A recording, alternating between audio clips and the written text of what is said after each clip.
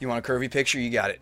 All right, Born, I'll give you one. So Faithful is kind of there. These are kind of here. These actually curve here because you don't cast them typically unless it's an emergency. They're tutors. And then the sideboard, these kind of go with these. This kind of with this. This kind of with this. These kind of go with this. This goes with that, and then this goes with this, and this goes with that, and then these go with the. This is part of the wizard package, which is an extension of the trinket mage. Kira doesn't count because it's not a wizard. And then you've got the Vandal Blast, Hercules Recall, 2 Sun Droplet. There you go. So the sideboard looks kind of like that. Actually, Blood Moon's going to go here because Spellskite's kind of useful in that sense as well. Okay, so you have an extra copy of Blood Moon on the side. I do recommend between 2 and 3 moons. If you don't have the 3rd moon, don't fret. Seriously, don't freak out. Run more Magus of the Moon. Seriously, if you don't have enough money, if you're trying to build this on a budget and you don't have enough money for another Blood Moon, this also works as the 2nd Magus of the Moon. We actually were running, we weren't running 3 moons for a while. We actually were running more Magus of the Moon. So don't freak out. Don't freak out. I'm just telling you. If you need to build the deck more budget, there are ways you can make the deck more budget. You can maybe run 1 less bridge. Maybe. I really like the 2 of. But, and again, bridge wouldn't really work in Merfolk, right? Not that I'm saying we're Merfolk, but a lot of people try to compare this deck to it. Merfolk wouldn't benefit with bridge because they like to go big. They have lots of anthems. We don't. We're wizards. We stay kind of on the small side. Yes, I have anthems built into the deck. That's the Sage's problem. Okay? And we can go pretty big with a Sage or 2. But we want to be able to shrink back down to sneak under the bridge to steal the win. Or you want to be able to bounce the bridge. Sometimes we build up a huge Master of Waves army, and then we just venture our own bridge during our turn and just swing out and kill them. Like we do, I've had games where we cast double, triple Master of Waves, and then you venture your own ensnaring bridge on a stalled board state and just swing out and kill an Eldrazi player. That's actually one of our highlights, I think. Tarns are what hold me back from building this in paper. Build it without Tarn. You'll take more damage. Build it with what fetches you have. Build it with what fetches you have, guys. If you don't have the Tarns, I don't recommend it because then the basic mountain is less accessible. But guys, if you want to play this deck, there are ways to add. But guys, I'm sponsored, okay? It's different. It's different now. I can play with very expensive decks, but I know you guys can't always do that, okay? There are ways we could build this on a budget. In fact, one of the ways you could do that is just cut red entirely. Let's do that real quick before we jump into Vintage. I worry that you guys... Hang on, I already linked it. Add command. Deck list. I worry that sometimes you guys want... for a while we did nothing but deck techs on and brews that were budget. That you're able to build on a small budget. But you know what? Let's maybe deconstruct this and see if there isn't a budget version of this available. Let's do that. So let's open a new copy and see what I can do. I don't know if there is one. I don't know if there is a way we can build this on a budget, but what is your budget, I guess, is the biggest question. Somebody in chat said they wanted to build this. What's your budget? Dortheus. Was it you, Dortheus? Oh, do you want to see a really cool core deck patches? Hang on, we built a core deck just the other day. You guys want to see my new core deck? Hang on. Jeff Hooglin, eat your heart out. Let's see. The Hookster, he's been giving me a lot of ideas recently. I don't know if he's listening to any of my ideas, but he has given me some ideas, which is nice. He's really cool, actually. I've been really impressed. I wasn't sure. He's just a family guy. You know, he's a brilliant programmer, and he's just a really nice guy. I have nothing but good things to say. So I'm happy that I get to be on a team with him. So this is our core deck. So this goes infinite with Teysa. It also runs Painter's Servant. Now you might be sitting there, well, wait, how are you going infinite with Teysa? Whoa, whoa, whoa. You built a core deck? I thought you hate green. Let me establish, I never said I hate green. It's just the least of my favorite colors in the color pie, okay? There's a difference. Just happen to not usually build green decks. So we built this. This thing is super spice. This thing is so spicy. It is so spicy. So basically you get to go infinite with Teysa. Saw a sweet core deck. Looked like it ran pretty solid. Oh, you saw it? Oh, okay, Patches. Well, let me link this in chat too, so you guys can see it. And this deck's actually running an Elspeth, which makes me happy. Anytime we get to run Elspeth is a good day for the stream. This is just a prototype, though. It's not finished. If you're wondering, oh, well, your deck doesn't look optimized. It looks terrible. It is not optimized. Not necessarily terrible, but yeah, it's not optimized yet. This is just a prototype, but we'll get there. Degenda says run this deck once. Okay. But we gotta do some vintage. It is Friday. Alright, I'll play this once. This is actually a really cool deck. So it's called Tesa and Tokens, TNT, because it's dynamite. This deck is dynamite. Alright, Tesa and Tokens, TNT. Let's go. It's a prototype, though, I swear. We're going to have some awkward, like, the mana base isn't ready, and some of the tutor targets are cute and shouldn't be there. Like, for example, the mirror. This is something from my buddy Jeff, who... And you might be sitting like, there's no way you're friends with Jeff Hooglin. My buddy Jeff, the other day, he was like... Hang on, let me see what he said. It's really cool to work with Frank Lepore and Jeff. I'm blown away that I get to work with what people would consider the pros. It's really cool. The stream's going crazy places. Damocles, thank you for the follow. We're going places I never would have thought, so let me check my private chat with... I actually get to private chat with some of these guys like Frisk Van Meter and Jeff.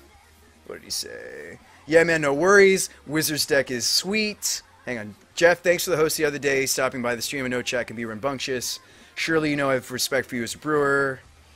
Yep, one of them's... Actually, Jeff is the guy who got me the hookup with the other writer. He says, yep, one of them's actually looking for more writers if you're interested. Jeff got me another writing job, guys. Like, Jeff is the freaking man. He got me another writing job.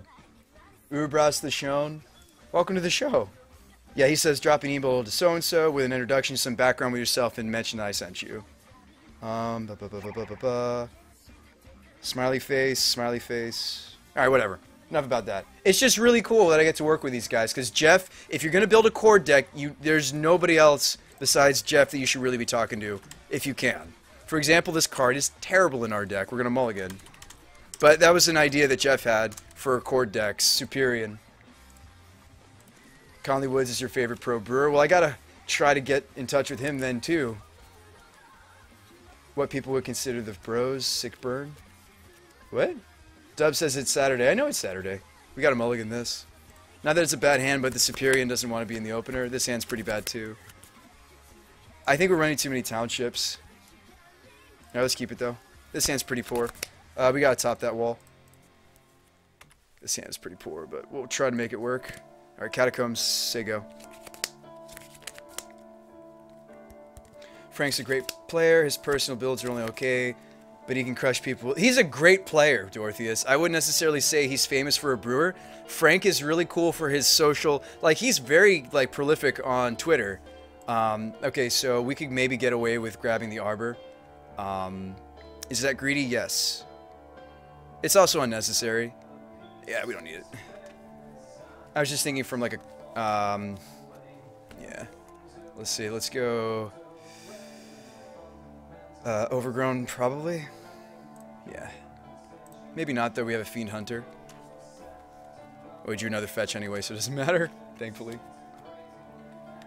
Probably Slam Painter? I know that might be not sound strange to you guys, but here's the thing, I've seen, Tron wants to run, this card, what is it, they run, what's their cantrip of choice? It's not a cantrip technically, but it's, I actually don't hate just playing the Painter Servant because it turns off their green draw spell. What the hell is the name of that card? You can cast Superior off Double Spirit's Guide. You can slow the Crushing. It's probably correct still just to slam the voice. Thank you, it's Stirrings. Sorry, I'm exhausted, guys. Our uptime's ridiculous today. What's my uptime? Jeez. If I can't even think of Stirrings, what the hell is our uptime? Yeah, it turns off Ancient Stirrings. I might be interested in playing the Painter before the voice, but that's probably wrong. Might be interested. There's a difference. I might be interested.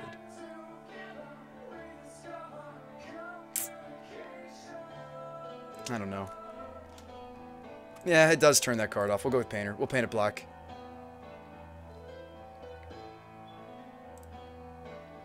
Also, because it just makes the board look so glorious. Look at that! Black Fiend Hunter is really cool looking. Black-white Fiend Hunter. It looks sweet. Obviously, we need to save the voice, or the Fiend if he drops a Worm Coil.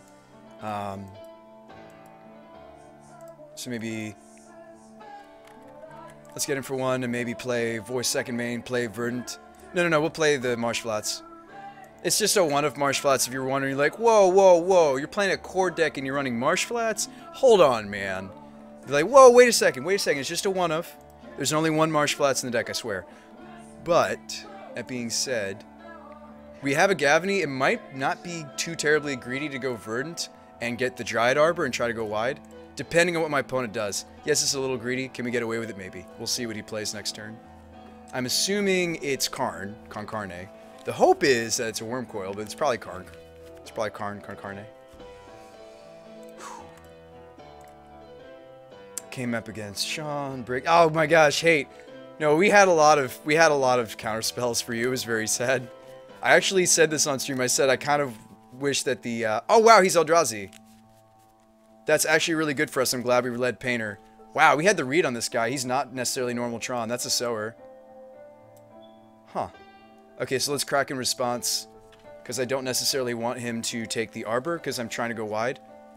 Is going wide against this guy greedy? Yes, but we have the Township in hand, so maybe it's not. And we have another fetch land too. Okay, so now you can get your sower. Hopefully thinning and getting the Arbor obviously means he can't take the Arbor. He got 2 Windsweeps. That's okay. Wow, we had the read on this guy. Painter's great against this deck. Paint it black. Eldrazi shows their true colors when you paint them.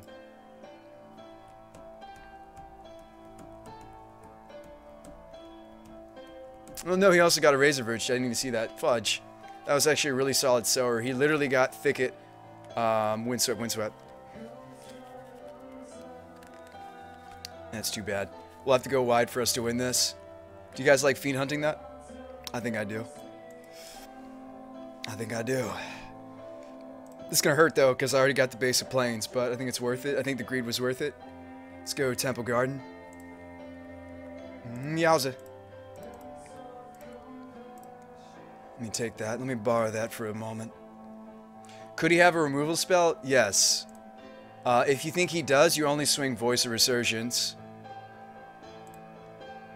If you think he has the removal spell, you only swing Voice, because that would be the blowout. He hits the Fiend Hunter with like a Dismember. Sigo. I was saying about your games. Oh, Dirigible, I had like a lot of counter magic, and I think that you played very well, and I think one of the games you probably just bricked. I don't think it had anything to do with you, man. Or it had everything to do with you, because your plays looked perfect. Again, I didn't see your hand. I think, again, we got very lucky. Like, I hit a lot of just solid counter magic. If he has the Ugin, it's a big trouble, Gorla. If he has Ugin, it's big troubles. Okay, now we're going to have to go wide and hope he doesn't hit the Ugin. He also just hit my Canopy, which is great for him. Oh, no. That's the worst. Hope his hand is nothing but, you know, creatures he can't cast. It's probably not. Spatial Contortion. Yep. Okay, we're going to need to find another Painter if we're going to win this. We can tutor for Painter. We can tutor for Painter. Probably crack the Horizon Canopy. We built this city. But yeah, an Ugin from the opponent would literally blow up all of our permanents. One of the reasons we brewed this deck is we were seeing less Ugin in Modern, but Ugin still exists in Modern. This also, of course, is a way for him to get around the... Okay, so do we want to... I mean, Gavany here is okay, but I think we're supposed to double Lingering Souls first. I think we just double Lingering Souls. I think we double up on the Souls. Let's just cast it twice. Hang on, we can do this without pain if I use the Urborg. So Lingering Soul, Sigo. Then we go wide with Gavany. That's the plan. Soul, go. Sigo. If he attacks, we get to block with Voice of Resurgence, and we get a huge token. One that can match his Sower. One that can match his match. Ogthugga says he's hardcasting an Emrakul. They don't typically run Emrakul. The Eldrazi variant of Tron Eldrazi, typically does not run Emrakul, but that doesn't mean he doesn't have one. Also, he just found his Eye of Ugin. That's not good. That's not good. Yeah, Ugin would win so hard there, true. Why is this guy playing the worst of both worlds? Conductive Blood, it might be budget constraints. It might be budget constraints. Like in the practice room, we're just jamming the deck. Somebody said they wanted to see me play the other deck we brewed the other day. We brewed a lot of decks this week. I might not be full of the coolest ideas next Tuesday. I'm going to be honest with you. We brewed literally